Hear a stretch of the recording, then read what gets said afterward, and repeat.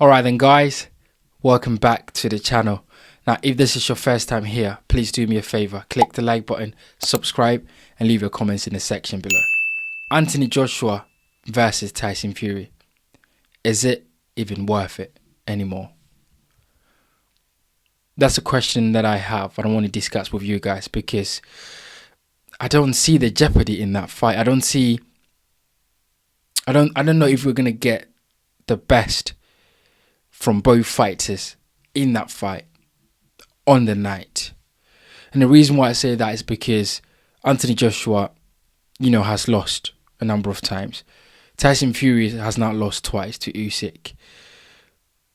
When that fight was being talked about in the UK, it was because there was jeopardy. It was because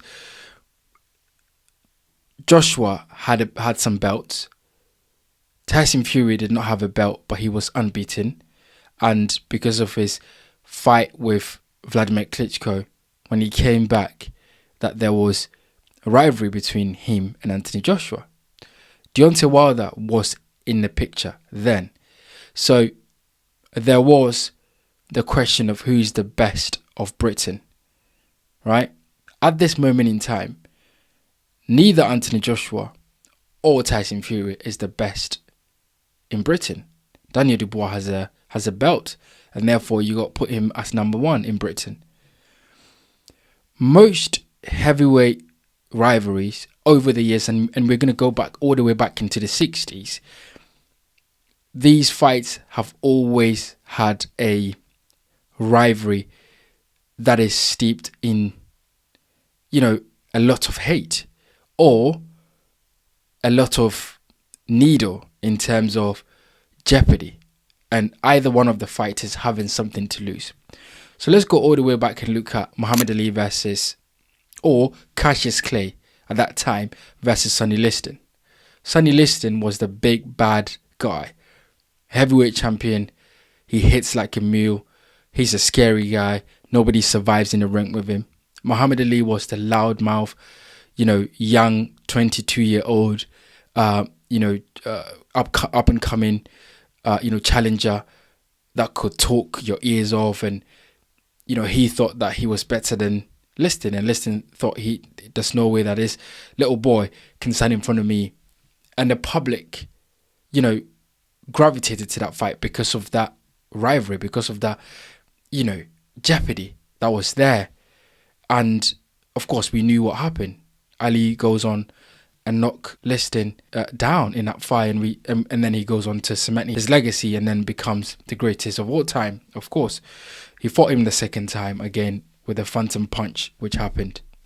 Again, that fight between Muhammad Ali and Joe Frazier, there was a lot of jeopardy in that fight. Joe Frazier at that time, incredible left hook. He seems to be one of the best fighters at that moment in time. Muhammad Ali, very proud. He's defended his title a number of times, and, a number of titles were on the line as well. They fought 3 times in Manila, in Madison Square Garden, and I believe in Miami as well. They fought, a third time. Muhammad Ali actually said in the Manila fight was the closest he's come to feeling like death. And that was a 15-rounder. And that fight cemented both fighters' legacy in terms of who was number one and number two. But there was a jeopardy in that fight, right? They were fighting for something, right? Fast forward, Muhammad Ali versus George Foreman in Congo. There was jeopardy in that fight. George Foreman had gone and destroyed Frazier in a fight where he knocked Frazier down about 6 times in the second round. It was an incredible fight. If you haven't seen it, go and watch it. And Muhammad Ali thought that, George Foreman was hailed as the young up and coming. He hits really hard. He's a scary man. And he wanted to beat George Foreman to become the 2-time heavyweight champion. So there was jeopardy in there. And that fight happened. And of course, we knew what the results were. Muhammad Ali knocked out George Foreman in the latter round in Africa. So These heavyweight matchups have always had jeopardy. They've always had something in that fight where each or one of those fighters, was going to lose something, whether it is bragging rights, whether it's a belt on the line, whether it is one of them losing their unbeaten record. Anthony Joshua versus Tyson Fury don't seem to have any of that, right? Commercially, don't get me wrong, it is a massive fight. In the UK here, we will pack Wembley for 100,000 people. Anthony Joshua versus Tyson Fury is a massive fight commercially. It's going to make a lot of money. Both fights are going to make a lot of money. In the UK, Wembley will be twice over if we can fill it, right? It's a massive fight. It's one of the biggest fights of the century. But I don't think there's anything in there for both fighters. None of those fighters can, after that fight, can go, I beat Anthony Joshua and it means something, because it doesn't really mean anything. Both fighters are on the decline and they haven't got any belts to show for it. They're not the best, in Britain. None of them are. And they've both lost a number of times to other fighters. So what is this fight worth? Where is the worth in this fight? Where is the motivation for each fighter to train, have a 3 months grueling training camp to be able to come in tip-top shape? Where is that motivation? Yes, the money is going to be a motivation, but in terms of having that win over the other that means something for each other in terms of going for a belt or saying that you're the best in Britain, it's not there. It's not there. It's not there anymore. This fight should have happened when Tyson Fury came back and has fought Sylvester Fury, Pianetta and Tom Schwartz.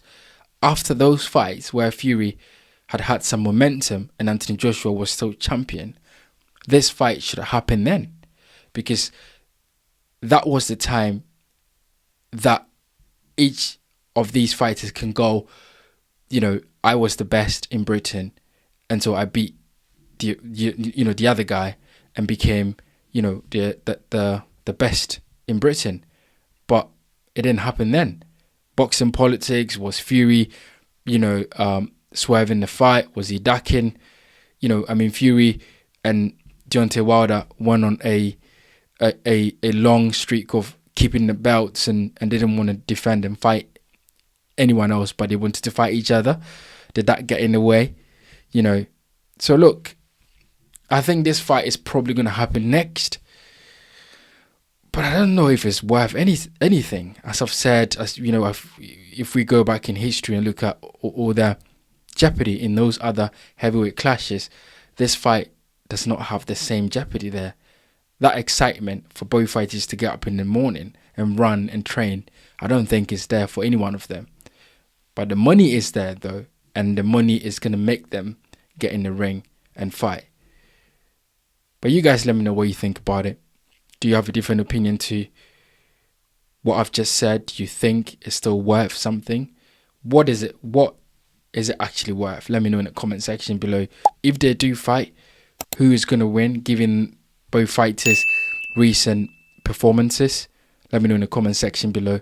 Of course, as always, like this video, subscribe to my channel, and I'll see you guys on the next one.